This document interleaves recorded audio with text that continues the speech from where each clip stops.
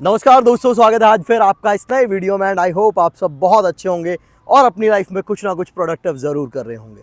सो दोस्तों, जैसा कि आप पिछले 5-6 दिन से मेरे चैनल पे देख रहे हैं कि मेरी बाइक में कोई ना कोई समस्या आ रही है एंड उस पर आप अपनी प्रतिक्रिया भी दे रहे हैं कमेंट बॉक्स में। तो सबसे पहले वो प्रतिक्रिया के लिए बहुत बहुत धन्यवाद आप सभी का। एंड अभी अपनी बाइक रॉयल इनफील्ड के ऑथराइज सर्विस सेंटर में एक रात और एक दिन बिता के वापस मेरे पास आ गई है। सो इसकी पूरी स्टोरी आपको सुनाता हूँ दोस्तों, बट एक रिक्वेस्ट है, अगर वीडियो ये देख रहे हैं ना आप, तो लास्ट तक ज़रूर देखिएगा। मैं बहुत ज़्यादा टाइम नहीं लूँगा, या फिर आप ये वीडियो मत देखिएगा, क्योंकि लास्ट तक नहीं देखेंगे तो आपको चीज़ें समझ नहीं आएंगी। बेशक से आपको अगर डिसलाइक करना है वीडियो को, आप डिसलाइक करिएगा। कमेंट में गाली लिखनी है आप वो लिख लीजिएगा। चैनल को अनसब्सक्राइब करना है आप कर दीजिएगा। लेकिन वीडियो को एंड तक अगर आप देखेंगे तो आप रिलेट ज़रूर कर पाएंगे। सो दोस्तों, बाइक ली थी मैंने जनवरी में 2024 एंड अभी चल रहा है मई 2024। बाइक टोटल किलोमीटर्स अभी चल चुकी है नियर अबाउट 10,500 किलोमीटर्स।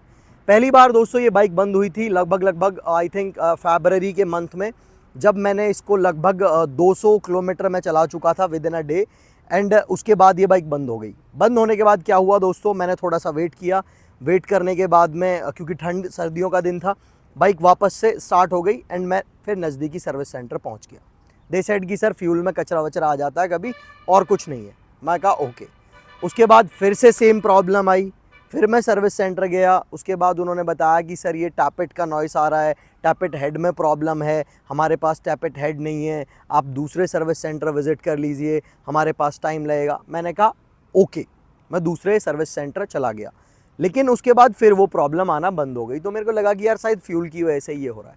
उसके बाद वापस से एक बार फिर ये हाईवे पे बंद हो गई in the month of March. उस वक्त मेरी वाइफ मेरे साथ में थी। फिर मैं सर्विस सेंटर पहुंचा कि भाई ये क्यों बंद हो रही है मिसिंग करके। एंड उनका भी जवाब यही था कि सर फ्यूल का कई बार ऊपर नीचे हो जाता है एंड टेम्परेचर, और सर आप थोड़ा सा जब भी आप राइड पे होते हैं तो गैप ले लीजिए करिए, रेस्ट ले लीजिए। यानी कि अगर आप बाइक को 70-80 किलोमीटर चला चुके हैं तो 15-20 मिनट का गैप ले लो। मैं कहा चलिए ठीक है, आपकी बात मान लेते हैं। उसके बाद दोस्तों अगेन एंड अगेन ब्रेकडाउन इसके होते रहे। लास्ट मंथ भी अप्रैल मंथ में एक इसका ब्रेकडाउन हुआ था। एंड अगर अभी की बात करूं तो लगभग 10-15 दिन पहले इसकी थर्ड सर्विस हुई है। थर्ड सर्विस में वो सारा काम हुआ है जो कि मैंडेटरी होना चाहिए था। जो भी उन्होंने रिकमेंड किया मैंने सारा काम करवाया। अभी प्रॉब्लम क्या हुई दोस्तों, 4-5 दिन पहले मैं और मेरी वाइफ जा रहे थे, हाईवे पे थे हम, एंड बाइक बंद हो गई। और बाइक में फ्यूल की अगर बात करें तो नियर अबाउट 30-40% टैंक जो है फ्यूल में, टैंक में फ्यूल था। बाइक बंद हो गई एंड बाइक चली भी बहुत ज़्यादा नहीं थी। 40 किलोमीटर्स चली थी, 40-50 किलोमीटर्स हम होटल से निकले जहाँ बंद हुई वहाँ तक। उसके बाद हमने सर्विस सेंटर में फ़ोन किया। दे सेड कि सर आप ये करिए। हमने वो चीज़ें की एंड भगवान की दुआ से हमारी बाइक स्टार्ट हो गई लगभग 40-45 मिनट के बाद। जब वो ठंडी हो गई तो वापस से स्टार्ट हो गई। अब मैं उसके बाद जैसे ही स्टार्ट हुई, नज़दीकी जो सर्विस सेंटर था हाईवे पे उस टाइम, मैं वहाँ पहुँचा। मैंने उनको बाइक दिखाई। दे सेड कि वो लेके गए अपने अंदर। उन्होंने डायग्नोस जो एक इतना बड़ा सिस्टम सा होता है वो लगा के उन्होंने चेक किया कि कुछ टेक्निकल सॉफ्टवेयर रिलेटेड इशू तो नहीं है। एंड दे सेड कि सर कोई इशू नहीं है, बाइक एकदम ठीक है, हल्का सा टैपेट का नॉइस आ रहा है बाइक में, वो एक प्रॉब्लम लग रहा है, बाकी तो हमें कोई प्रॉब्लम नहीं लग रहा है। बट उन्होंने कहा कि सर अगर आप चाहें तो आप बाइक छोड़ सकते हैं, हम इसे चला के देखेंगे एंड उसमें टाइम लगेगा। तो उन्होंने मुझे रिकमेंड किया कि सर अभी आप रास्ते में हैं, आप अपने एरिया में पहुंच जाइए, वहां जाके नज़दीकी सर्विस सेंटर में दिखाइए, तो आपकी प्रॉब्लम्स वहाँ पे आप बाइक छोड़ भी देंगे तो वो लोग आपकी प्रॉब्लम रिजॉल्व कर देंगे। मैंने कहा ओके। मैं पहुँचा अपने क्षेत्र में, मैंने वहाँ पे बाइक दिखाई। सुबह 9:30 बजे सर्विस सेंटर पहुँचा, बाइक दे दी। देने के बाद पूरे मैंने अपने ऑफिस से ऑफ लिया उस दिन एंड बाइक देने के बाद मैं वहीं पे था। मैंने वेट किया। शोरूम वालों ने कहा कि सर आप वीडियो मत बनाइएगा। मैंने कहा ठीक है जी, मैं वीडियो नहीं बनाऊंगा, क्योंकि मैं as a good consumer respect करता हूँ आपकी प्राइवेसी की। नहीं बनाऊंगा, बस मेरी प्रॉब्लम ख़त्म होनी चाहिए यार, मेरे को वीडियो से कोई लेना देना नहीं है। तो उन्होंने लगभग 1:30-2 बजे मेरे को बाइक दी। मैंने पूछा उनसे कि भाई साहब क्या क्या चेंज किया, तो कि सर हमने बाइक चला के देखी है 15-16 किलोमीटर एंड बाइक ठीक है और हम जितना कर सकते थे हमने किया, बाइक में कहीं कोई प्रॉब्लम नहीं है। अब मेरा तो ये सुन के बड़ा दिमाग ख़राब हुआ। मैं सर ठीक है, आप कह रहे हैं तो सही है, क्या बोल सकते हैं उनसे। तो हम वहाँ से बाइक लेके निकल लिए। निकलने के बाद गुड़गांव की ये बात है, गुड़गांव से मैं जा रहा था IGI, Indira Gandhi international airport जाना था मुझे। मैं वहाँ पहुँचा, पहुँचने से पहले ही मेरी बाइक रास्ते में बंद हो गई, क्योंकि जो ये 15-16 किलोमीटर का सफ़र था प्रॉपर ट्रैफिक भरा था, टेम्परेचर 41-42 के करीब था, तो बाइक हीट हुई, बंद हो गई रास्ते में। मैं फिर सेल्फ मारता रहा परेशान।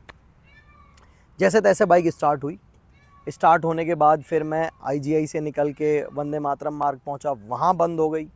वहाँ फिर साइड में रास्ते में खड़ी करी, फिर सेल्फ मारे इसमें, फिर से ये स्टार्ट हो गई थोड़ी सी मेहनत करके। फिर मैंने टोल फ्री नंबर पे प्रॉपर एक कंप्लेंट रेज़ किया। कंप्लेंट रेज़ करने के बाद ऑफिशियल्स का कॉल आया। उन्होंने कहा कि सर आप इस सर्विस सेंटर में जाइए और आप बाइक वहाँ दे दीजिए।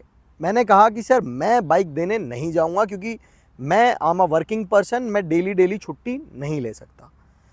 तो उन्होंने कहा कि सर आपके घर से बाइक पिक हो जाएगी, टाइम बता दीजिए। मैंने कहा सुबह 9:30 बजे आ जाइए आप लेने। तो कल सुबह 9:30 बजे रॉयल इनफील्ड की तरफ से कुछ लोग आए, 2 लोग मेरी बाइक लेके चले गए एंड मुझे एस्टिमेटेड टाइम दिया गया आज सुबह 11 बजे का। जिस वक्त वो बाइक को लेके गए मेरे घर से, उस वक्त किलोमीटर्स हो रहे थे आई थिंक 10,512 किलोमीटर्स, 10,512.7 आप स्क्रीन पे देख पा रहे होंगे। एंड बाइक चली गई। जाने के बाद आज सुबह 11 बजे मैं सर्विस सेंटर पहुंचा। मैंने उनसे कहा कि सर क्या चीज़ें हैं, मैंने वीडियो बनाना चाहा तो उन्होंने भी कहा सर वीडियो मत बनाइए प्लीज़।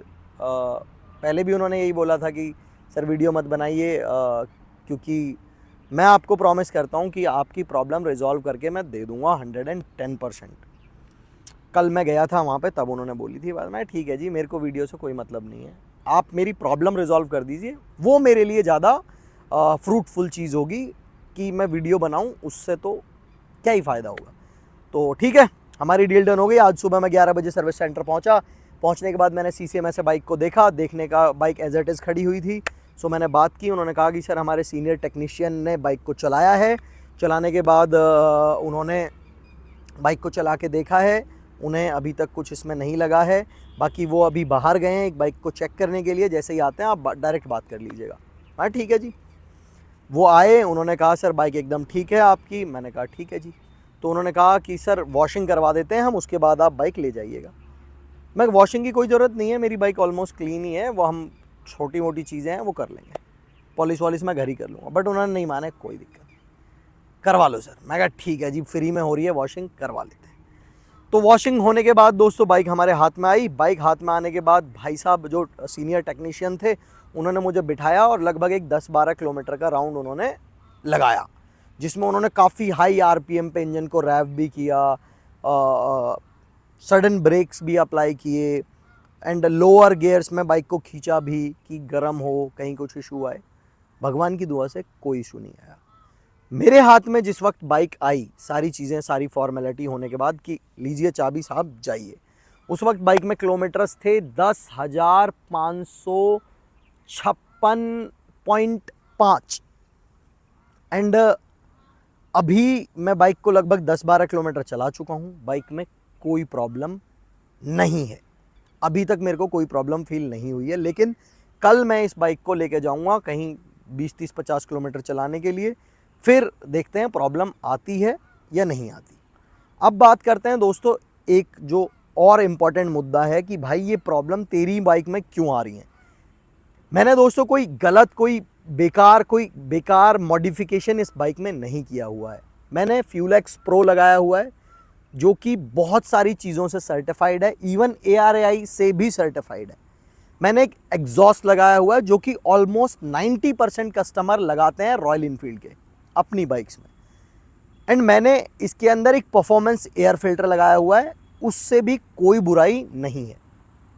मैंने एक इरिडियम स्पार्क प्लग लगाया हुआ है, वो भी मेरी 2 और मेरे पास स्कूटी हैं उनमें भी लगा हुआ है, 2 गाड़ी हैं उसमें भी सिविक के अंदर चार स्पार्क प्लग लगते हैं, उसमें भी लगा हुआ है। टिगोर के अंदर 3 स्पार्क प्लग लगते हैं, उसमें भी लगा हुआ है। एंड किसी भी नॉलेजेबल व्यक्ति से आप पूछेंगे कि भैया ये 4 चीज़ें fuel x pro, iridium spark plug, performance air filter, exhaust लगाने से कोई दिक्कत आएगी क्या बाइक में? कोई आपको ये नहीं बोलेगा कि दिक्कत आएगी। बहुत सारे भाई कह रहे थे fuel x pro fuel pump से ही तेल चूसता है, तो यार ऐसा नहीं है। फ्यूल एक्स प्रो जो हमारा O2 सेंसर है, इंजन में जो फ्यूल जो जा रहा है या ऑक्सीजन जो जा रहा है उसको डायरेक्टली कभी इम्पैक्ट नहीं करता। वो केवल ECM के साथ में कनेक्ट होता है एंड ECM के साथ जो चीज़ें हैं उनके साथ प्ले करता है। वो डायरेक्टली किसी भी हार्डवेयर या सॉफ्टवेयर को टैकल नहीं करता है। तो उसकी वजह से कोई समस्या कभी नहीं आएगी आपकी किसी भी बाइक में, चाहे आप उसे फर्स्ट से लेकर 10th किसी भी मैप पे चलाइए। First thing clear. एग्जॉस्ट की बात की जाए तो दोस्तों मैंने कोई भी हैंडमेड लोकल कॉपी एग्जॉस्ट नहीं लगाया हुआ है। बैरल का एटम एग्जॉस्ट इसके अंदर लगा हुआ है जो कि स्पेसिफिकली डिज़ाइंड है हंटर के लिए। क्लियर है। एयर फिल्टर लगा हुआ है स्कॉलर का, जो कि एक बहुत रेप्यूटेड इंडियन मैन्युफैक्चरर है, बहुत पुरानी कंपनी है। इवन वो अपने एयर फिल्टर्स को एक्सपोर्ट भी करते हैं। इरिडियम जो लगा हुआ है वो NGK का लगा हुआ है, और NGK अपने आप में बहुत बड़ा ब्रांड है, तो कहीं कोई प्रॉब्लम नहीं है। बाकी मैंने कोई भी लाइट, कोई भी वायरिंग कटिंग कहीं पे भी नहीं करवाई हुई है। मेरे फॉग लैंप्स लगे हुए हैं, ये भी कपलर टू कपलर कनेक्टेड है, और कहीं पे भी कोई भी वायरिंग कटिंग नहीं हो रखी है बाइक के अंदर। ठीक है जी। सो अभी बढ़ते हैं आगे कि ये जो प्रॉब्लम्स हैं ये आ क्यों रही हैं। हंटर के अंदर दोस्तों 2 प्रॉब्लम्स की अगर मैं बात करूं, टैपिट जो कि रॉयल एनफील्ड की प्रॉब्लम है। हंटर की अगर बात करें तो फ्यूल पंप की प्रॉब्लम हंटर के अंदर रही है, टैपिट की भी प्रॉब्लम है, बहुत सारे ऑनर्स फेस कर रहे हैं ये दोनों प्रॉब्लम। आप कोई भी हंटर ओनर जो कि थोड़ा सा भी ऑटोमोबाइल एंथुजियास्ट हो, उससे पूछेंगे जिसने बाइक को चलाया हो बढ़िया तरीके से, तो वो बता देगा कि भाई ये बंद हो जाती है, क्योंकि फ्यूल पंप जो है हीट होने के बाद काम करना बंद कर देता है। मेरे ही साथ नहीं है, किसी और से भी पूछ कर देख लेना। बाकी मेरी बाइक को अभी 5 महीने हुए हैं, 5 महीने में 10,500 किलोमीटर चला चुका हूँ, तो आप समझ सकते हैं कि मैंने किस हिसाब से बाइक को चलाया होगा। And day to day uses में ये नहीं आती है, मैं केवल इससे लॉन्ग राइड्स ही करता हूँ। तो बाइक को मैं अच्छे से रखता हूँ, केयर करता हूँ, अच्छा फ्यूल डालता हूँ, अच्छे से मेंटेन करता हूँ, चेन को ल्यूब करता हूँ, एयर फिल्टर क्लीन करता हूँ, तब ये सब चीज़ें होती हैं ना। उसके बाद मेंटेनेंस में भी दबा के पैसे खर्च करता हूँ, तब भी ये चीज़ें होना तो दुख होता है, बुरा लगता है। इवन रॉयल एनफील्ड वाले नहीं कहते कि आप सेकंड सर्विस पर ऑयल चेंज करवाओ, लेकिन फिर भी मैंने म्यूटल का इसके अंदर इंजन ऑयल डाला था, सेकंड सर्विस वहाँ करवा ली, उसके बाद बाहर आया, इंजन ऑयल मैंने चेंज करवाया, क्योंकि मेरे को पता है मेरी बाइक का इंजन ऑयल चेंज होना चाहिए। तो इतना देखभाल करने के बाद जब ऐसा होता है तो दुख होता है दोस्तों। अब मुद्दे की बात आते हैं मेन कि क्या इस बाइक में उन्होंने कुछ भी चेंज किया, फ्यूल पंप या थ्रॉटल बॉडी? तो दोस्तों उन्होंने कुछ भी चेंज नहीं किया है। उनका अब भी यही कहना था कि भैया ये कई बार फ्यूल में दिक्कत होती है, कुछ मिलावट होती है, उसकी वजह से आ जाती है दिक्कत, बाकी और कोई समस्या नहीं है। तो यही चीज़ है दोस्तों। अभी बाकी देखना है मुझे आगे की कोई समस्या आती है इसमें या नहीं आती, जो कि कल मैं आपको क्लियर कर दूंगा कल के वीडियो में। अभी तक की स्टोरी आपको समझ आ गई होगी। एज ए कस्टमर मेरे को नहीं लगता कि मैंने कोई गलती की है ये बाइक खरीद के, या इसके रखरखाव में कहीं कोई कमी छोड़ी है, या कोई भी इसमें गलत मॉडिफिकेशन मैंने करवाया जिसकी वजह से ये प्रॉब्लम कर रही है। ऐसा नहीं है। प्रॉब्लम जो कर रही है उसमें प्रॉब्लम्स खुद के मशीन्स, खुद के टेक्निकल्स, खुद के हार्डवेयर में प्रॉब्लम्स हैं, जिसकी वजह से बाइक बंद होती है। एंड ये सेम प्रॉब्लम बाइक्स में नहीं, गाड़ियों में भी होती है। इवन मेरी टिगोर में अगर आप गूगल पे करेंगे Tata Tigor fuel pump issue, तो आपको बहुत सारी चीज़ें आपको मिल जाएंगी टीम BHP और अदर साइट्स पे। तो ये प्रॉब्लम आती है, ये कोई ऐसी चीज़ नहीं है कि बहुत एकदम से अरे क्या हो गया मैंने मॉडिफाई, नहीं, नॉर्मल है। प्रॉब्लम्स वाहनों में आती हैं, बस अगर वो समय रहते रिजॉल्व कर दी जाए तो अच्छा लगता है एज ए कस्टमर हमको। उसी को हम गुड आफ्टर सेल सर्विस बोलते हैं। अब अगर रॉयल एनफील्ड के पार्ट पे मैं बोलूँ तो ये जो चारों चीज़ लगी हुई हैं, fuel x, exhaust, after market performance air filter, iridium plug, उसके लिए उन्होंने कोई भी मेरे को उसके लिए इशू नहीं बनाया। अब तक कोई इशू नहीं बनाया है कि जी ये जो है बाहर से मॉडिफिकेशन है इसलिए आ रही, नहीं। उन्होंने कहा ठीक है सर कोई दिक्कत नहीं है। एंड फ्यूल एक्स प्रो जब मैंने बाइक ली थी उसके सेकेंड वीक में इंस्टॉल करवा लिया था, एग्जॉस्ट फर्स्ट वीक में इंस्टॉल करवा लिया था। तो ये चीज़ें हैं दोस्तों। सो आई होप आप रिलेट कर पाए होंगे, आपको चीज़ें समझ आई होंगी। अगर आई हैं तो लाइक कर दीजिएगा, नहीं आई हैं तो डिसलाइक बटन दबा सकते हैं। Thank you so much. Subscribe कर सकते हैं जेन्युइन इन्फॉर्मेटिव कंटेंट के लिए, और आपका भाई आने वाले टाइम में वो करेगा इस सेंटर के साथ जो कि इंडिया में किसी ने नहीं किया, ये मैं प्रॉमिस कर रहा हूँ।